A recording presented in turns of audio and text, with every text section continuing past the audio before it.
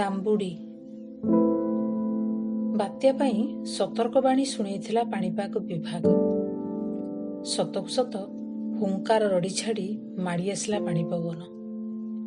ସାରା ସହରଟା ଉପରେ ଦୀର୍ଘ 5-7 ଘଣ୍ଟା ତାଣ୍ଡବ ମଚେଇ ପୁଣି ଥରେ ଫେରିଗଲା ତା ବାଟରେ। ଧୂଳିସାତ୍ କରିଦେଲା ସହର।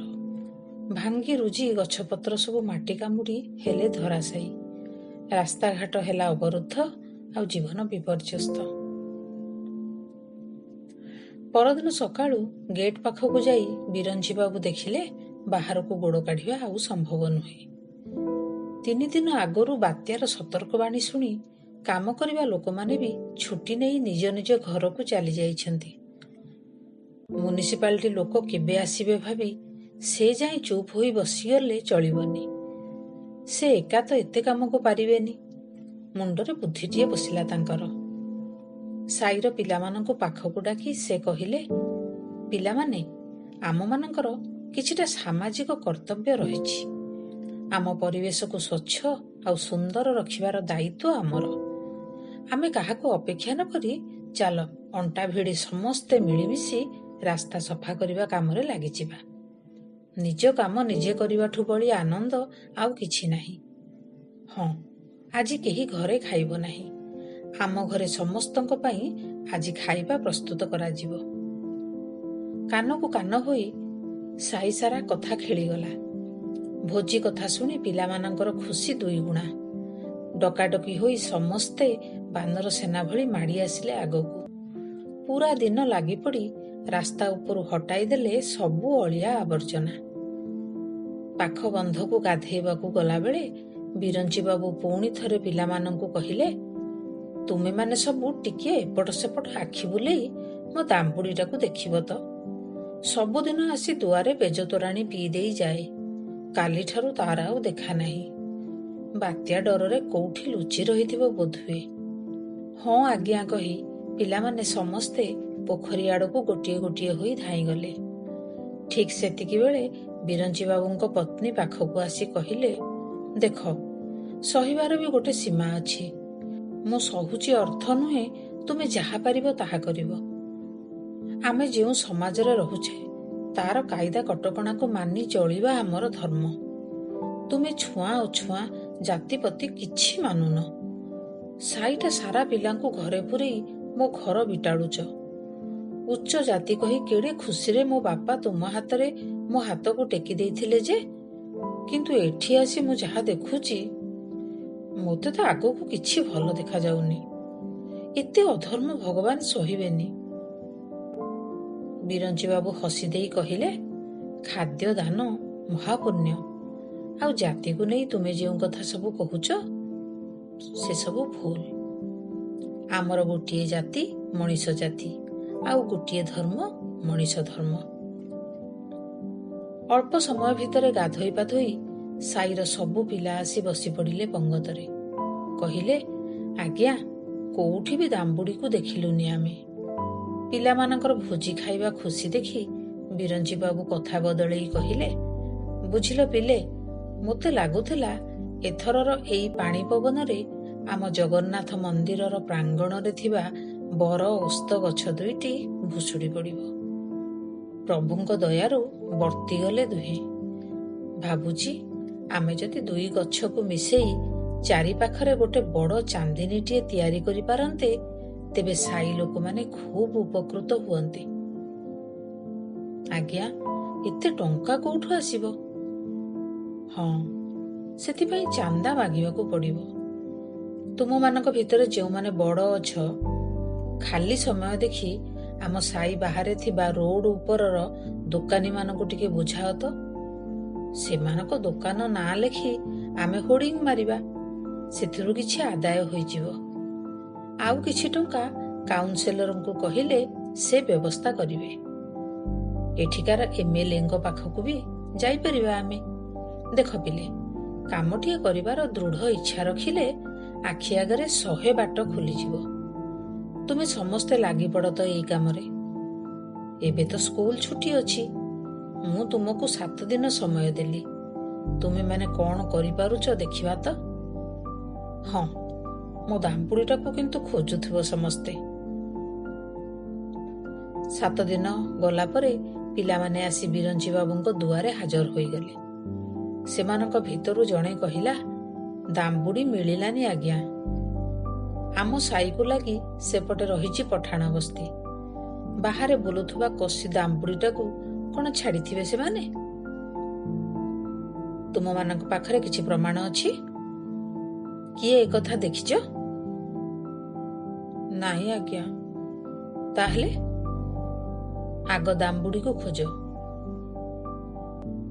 ପିଲାମାନେ ଡରରେ କିଛି ସମୟ ଚୁପ୍ ପଡ଼ିଗଲେ। ପୁଣି ସାହସ କୁଳେଇ ଗୋଟିଏ ପିଲା କହିଲା, ଆଜ୍ଞା, ଏ ଯାଏଁ ସବୁ ଦୋକାନ ବଜାର ତ ଖୋଲିନି। ଆପଣ ପୂଜାପାଠ ଆଉ ସାମାଜିକ କାର୍ଯ୍ୟରେ ଯେଭଳି ଅର୍ଥ ଆଉ ସମୟ ବ୍ୟୟ କରୁଛନ୍ତି, ଜଗନ୍ନାଥ ଆପଣଙ୍କ କଥା ନିଶ୍ଚୟ ଶୁଣିବେ। ସେଇ କଥା ଭାବି ଆମେ ସମସ୍ତେ ଗୋଟେ ନିଷ୍ପତ୍ତିରେ ପହଞ୍ଚିଛୁ ଯେ ଦାମ୍ବୁଡ଼ି ମିଳିବା ପାଇଁ ଆପଣ ଜଗନ୍ନାଥଙ୍କୁ କିଛି ଟଙ୍କା ସମର୍ପଣ କରନ୍ତୁ, ଯେଉଁ ଟଙ୍କାରେ ଚାନ୍ଦିନୀ କାମ ହେବ। ହୋର୍ଡିଂ ଚିନ୍ତା ଆପଣ କରନ୍ତୁନି। ଆପଣଙ୍କ ଦିବଙ୍ଗତ ମାଙ୍କ ନାଁରେ ତ ହୋର୍ଡିଂ ରହିବ। ଦେଖିବେ ଆଜ୍ଞା, ଦାମ୍ବୁଡ଼ି ନିଶ୍ଚୟ ଫେରିଆସିବ। ମା କଥା ଭାବି ବିରଞ୍ଚି ବାବୁଙ୍କ ଆଖି ଛଳଛଳ ହୋଇଗଲା। ସେ ଭାବିଲେ ଶେଷ ଜୀବନରେ ମା ପାଇଁ କିଛି କରିପାରିଲେନି ସିଏ। 2ଟା ଯାକ କିଡନୀ ତାର ଖରାପ ହୋଇଗଲା, ଯାହା ଫଳରେ ମାକୁ ବଞ୍ଚେଇ ବି ପାରିଲେନି। କେତେ ବା ବୟସ ହୋଇଥିଲା ତାର। ପରେ ଘରକୁ ପ୍ରଚୁର ଧନ ଆସିଲା, ଘରର ପ୍ରତିପତ୍ତି ବଢ଼ିଲା, କିନ୍ତୁ ଏସବୁ ଭୋଗିବାକୁ ମା ଆଉ ତାଙ୍କ ପାଖରେ ନଥିଲା। ବଞ୍ଚିଥିବା ବେଳେ ମା କହୁଥିଲା ଗଛ ପୋତିବାକୁ, ଜୀବଜନ୍ତୁଙ୍କ ପ୍ରତି ଦୟାଶୀଳ ହେବାକୁ। ଅନେକ ଥର ସେ ଏକଥା ବି କହିଛି, ପୁଅରେ, ତୋ ବାପା ଜଣେ ସ୍ୱାଧୀନତା ସଂଗ୍ରାମୀ ଥିଲେ। ଦେଶ ପାଇଁ ନିଜ ଜୀବନକୁ ବଳି ଦେଇଥିଲେ। ତାଙ୍କ ପୁଅ ତୁ। ଜୀବନରେ ଯାହା ରୋଜଗାର କରିବୁ ସବୁ ନିଜ ପାଇଁ ଆଉ ତୋର ପରପିଢ଼ି ପାଇଁ ସଞ୍ଚି ରଖିବୁନି। ଆଗ ଋଣ ଶୁଝିବୁ। ଋଣ? କି ଋଣ ପଚାରିବାରୁ ମା କହିଥିଲା, ପିତୃମାତୃ ଋଣ ଆଉ ସମାଜର ଋଣ। ପିତୃମାତୃ ଋଣ ତ ଜାଣିଲି ମା, ହେଲେ ସମାଜର ଋଣ ପୁଣି କ'ଣ? ମା କହିଲା, ସମାଜ ପାଖରେ ତ ଆମେ ସବୁଠାରୁ ବେଶୀ ଋଣୀ। ଆମ ଜୀବନ ଆଉ ଜୀବିକା ସବୁ ପରା ତାରି ଦାନ। ଆମେ ତ ଜୀବଜନ୍ତୁ ନୁହେଁ ଯେ କେବଳ ନିଜ ପାଇଁ ବଞ୍ଚି ପୁଣି ମରିଯିବା। ମଣିଷ ଜନ୍ମ ପାଇଛେ ଯେତେବେଳେ ଏ ପ୍ରକୃତି, ସମାଜ, ପରିବେଶ ଆଉ ଦେଶ ଜାତିର ରକ୍ଷଣାବେକ୍ଷଣର ଦାୟିତ୍ୱ ନିଭେଇବା ଆମର କର୍ତ୍ତବ୍ୟ। ମା ବଞ୍ଚିଥିବା ଯାଏଁ ତାର ଏଇ କଥାକୁ ବିରଞ୍ଚି ବାବୁ ଆଦୌ ଗୁରୁତ୍ୱ ଦେଇନଥିଲେ। ତା ଯିବା ପରେ କିନ୍ତୁ ତା କହିଥିବା କଥା ସବୁ ତାଙ୍କ କର୍ଣ୍ଣ ଗହ୍ୱରରେ ବାରମ୍ବାର ଅନୁରଣିତ ହେବାକୁ ଲାଗିଲା। ସେବେଠୁ ସାମାଜିକ କାର୍ଯ୍ୟରେ ଯୋଗଦାନ କରି ସେ ଅଶେଷ ଆନନ୍ଦ ଲାଭ କଲେ। ଅନେକଙ୍କ ଖୁସି ଭିତରେ ସେ ନିଜ ଖୁସିକୁ ଦେଖିପାରିଲେ। ସେଥିପାଇଁ ଆଜି ନିଜ ପିଲାମାନଙ୍କ କଥାକୁ କାଟି ପାରିଲେନି ବିରଞ୍ଚି ବାବୁ। ଚାନ୍ଦିନୀ ପାଇଁ କାମ ଜୋରସୋର ଆରମ୍ଭ ହୋଇଗଲା। ସପ୍ତାହକ ଭିତରେ ଚାନ୍ଦିନୀ ତିଆରି ହୋଇ ଲୋକେ ତା ଉପରେ ବସା ଉଠା କରିଲେ। ସାଇ ଲୋକଙ୍କ ଖୁସି ଦେଖି ବିରଞ୍ଚି ବାବୁଙ୍କର ମନ ପୁରି ଉଠିଲା। ଆଗକୁ ଥାଏ ରଥଯାତ୍ରା। ସମସ୍ତେ କାର୍ଯ୍ୟଟିକୁ ସୁରୁଖୁରୁରେ ତୁଲାଇବାକୁ ଲାଗି ପଡ଼ିଥାନ୍ତି। ହଠାତ୍ ସାଇର ସୁଭାଷ ବାବୁ ତାଙ୍କ ପାଖରେ ବସିଥିବା ହରବାବୁକୁ କହିଲେ, ବୁଝିଲ ହର, 2ଟା ଭିନ୍ନ ଚିନ୍ତାଧାରାର ଜାତି ଏକା ଜାଗାରେ ରହିବା ଉଚିତ ନୁହେଁ। ଷଣ୍ଢକୁ ବାନ୍ଧି ରଖାଯାଏ ନା ବୋଲି ଆମେ ତାକୁ ବାହାରକୁ ଛାଡ଼ି ଦଉଛୁ, କିନ୍ତୁ ସେଇ ଷଣ୍ଢକୁ ନେଇ ଦାଢ଼ିଆ ପଠାଣ ଗୋଷ୍ଠୀ ମାରି ଖାଇ ଦଉଛନ୍ତି। ଆମ ବିରଞ୍ଚିର ଦାମ୍ବୁଡ଼ିଟାକୁ ବି। ଛାଡ଼, କ'ଣ କଲେ? ନାଇଁ ମ, କାନ୍ଥର ବି କାନ ଅଛି। ସତରେ କାନକୁ କାନ ହୋଇ କଥାଟା ଖେଳିଗଲା ସବୁ ପିଲାଙ୍କ ଭିତରେ। ମନ୍ଦିର ପ୍ରାଙ୍ଗଣରେ ଯେତକ ପିଲା କାମରେ ଲାଗିଥିଲେ, ରଥ କାଠର ଖଣ୍ଡେ ଖଣ୍ଡେ ଅବଶିଷ୍ଟାଂଶ ଧରି ଦଳବଦ୍ଧ ହୋଇ ମାଡ଼ି ଚାଲିଲେ ଆଗକୁ। କ'ଣ ହେଲା ବୁଝିଲା ବେଳକୁ ପଠାଣ ସାହିରୁ ବି ଆଉ ଦଳେ ପିଲା ଆସି ପାଟିତୁଣ୍ଡ କଲେ, ଆଉ ପରସ୍ପର ଭିତରେ ପିଟାମରା ଆରମ୍ଭ କରିଦେଲେ। ଯିଏ ଯେଉଁଠି ଥିଲେ ଭୟରେ ବାଟ କାଟି ଘରେ ଦୁଆର ଗିଳି ଲୁଚି ରହିଲେ। ହିନ୍ଦୁ କହିଲେ ମୁସଲମାନଙ୍କୁ ଧରି ଚଳି ହେବନି, ଏମାନଙ୍କୁ ବିତାଡ଼ିତ କରିବା ଦରକାର। ମୁସଲମାନ ମାନେ କହିଲେ काटेंगे, मारेंगे, पाखंडी हिंदुओं का वंश निपात करेंगे। फोन पाई पुलिस भ्यान आसी पहुंचीगला। मारपिट करुथुवा पिलामानंकु गाड़ीरे उठेई नहीं थाना लकअप्रे पुरेई देला। सबु कथा शुणी बिरंची बाबू बड़ चिंतारे पड़ीगले। दाम्बुडी कथा भावी मन को आघात लागिला। किंतु आगकु रथयात्रा, ए बेଳରେ सामान्य कथा को नहीं महाभारत सृष्टि हेले यात्रा बंद होई जिवो जे। एबे कौन करिवे सिए, कहार पट नेबे? आजि जाए से गछपत्र आउ जीवजंतु को प्राधान्य देई आसुचंती, मनीषक पई काम करूचंती। किंतु जाति आउ धर्म को आधार करी मनीष मनीष भितर जेउ तारतम्य सृष्टि होई चलीची, तार निराकरण पई किछि करिवा कथा से आजि जाए केबे भी भाबी नाहांती। मनीष समाजर सुख दुख आउ असुविधार समाधान करिवा तो प्रत्येक मनीषर कर्तव्य। बिरंची बाबू किछि पिलांक बापा मानंकु सांगरे धरी पुलिस स्टेशन भितरे पसी देखिले मुसलमान पिलांक बापा माने गदा होइचंती। हठात निजको सहज करि नै से कहिले, आरे आरे समस्ते तो एइठी अछंती, मोते आउ जण जण करी कहिबा दरकार नाही। मोते मुसलमान भाई मानंकर सहयोग लोड़ा। सबु हिंदू माने आश्चर्यचकित होई चाहि रहिले बिरंची बाबूंक मुहंकु। बिरंची बाबू कहिले, एथर रथयात्रा रे आम सहित मुसलमान भाई भौणी माने मिसी रथ टाणिबे। जे माने खाली दिन रे मंदिर भितरकु जाई जगन्नाथंकु देखि पारु नाहंती, सेमानंकु तो दर्शन देबा पई प्रभु निजे प्रतिवर्ष बाहरकु बुली बाहरुचंती। तांको दर्शन करिबाकु आसुथिबा जे कौनसी जातिर लोक तांको रथ टाणी पारिबो। मुसलमान पिलांक भितरु जणे पचारिला, क्या ये सच है? हाँ, पर तुम पहले आपस में सलाह मसला कर दो, फिर हम सब मिलकर बाकी काम निपटा लेंगे।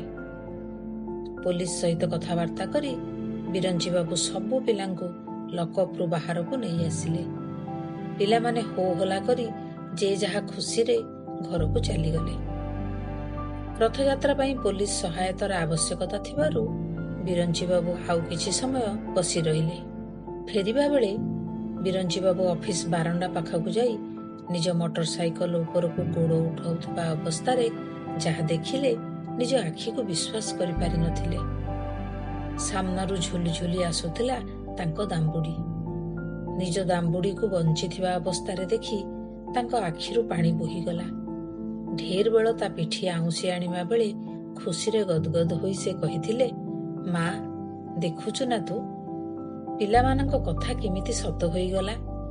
जगन्नाथ मो दाम्बुडी को घंट घोड़ेई रखिथिले।